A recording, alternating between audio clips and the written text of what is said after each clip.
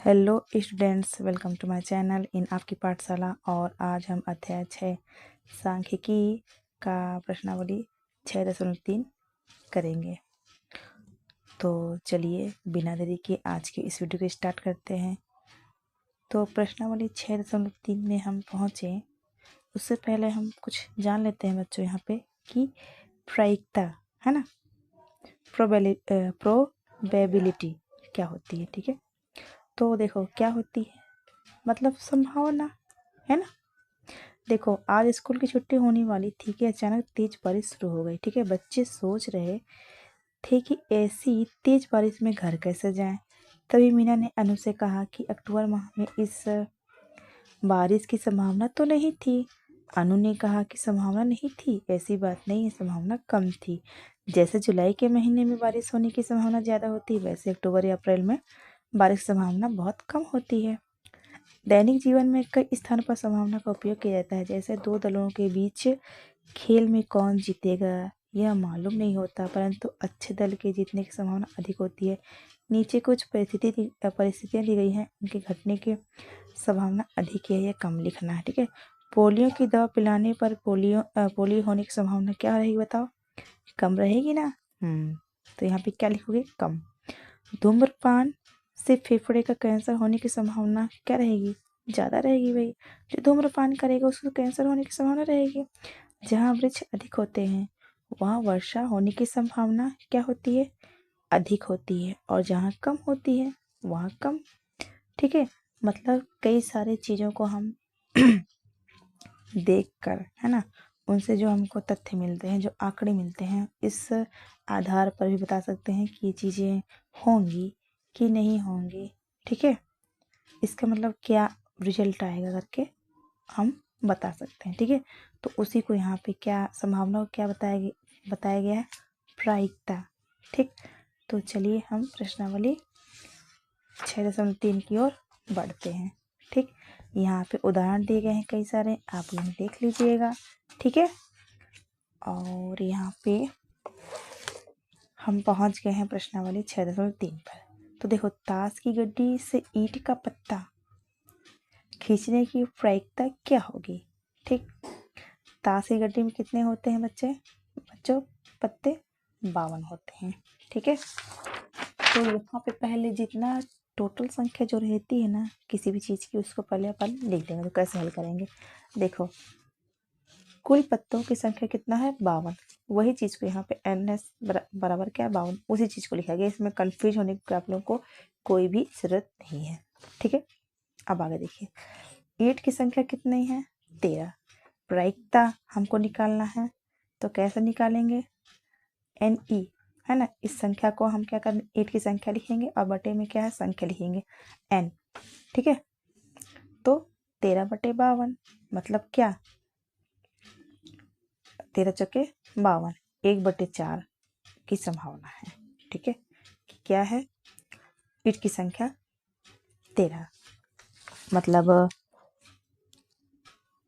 ईंट का एक पत्ता खींचने की प्रायिकता ये है। ठीक है, मतलब 52 है टोटल, और ईंट की संख्या कितनी होती है? 13 होती है।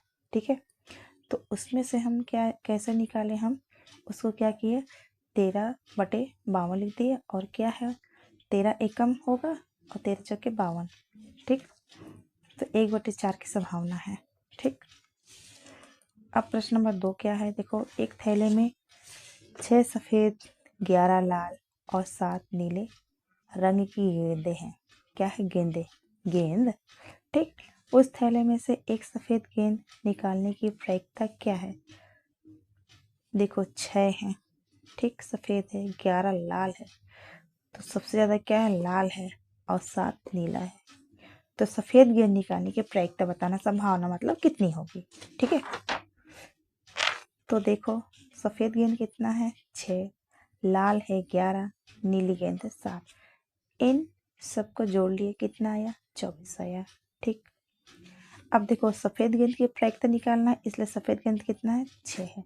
तो प्रायिकता निकालेंगे तो कुछ नहीं, बस यहाँ पे अपन जो NE है, जो नंबर है ना इसका, और NS है, जो मेन टोटल नंबर आया है उसको लिखेंगे। तो 6/24, तो 6×24 मतलब 6 कम और 6×24, इसका भी 1/4 मतलब है संभावना निकालने की। ठीक, सफ़ेद गेंद की। अब आते हैं प्रश्न नंबर 3 पे कि एक घुड़दौड़ प्रतियोगिता में कुल 5 प्रतिभागी हैं। कितने प्रतिभागी हैं? 5। उनके जीतने की संभावना ज्ञात करना है, पांचों की ना।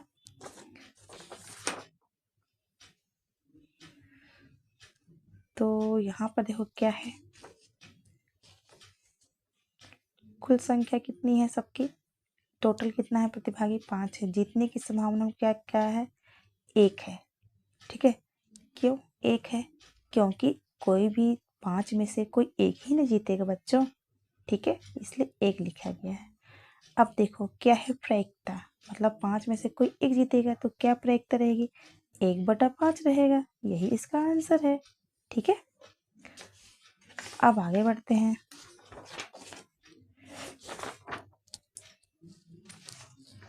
उसी तरह से ये प्रश्न 4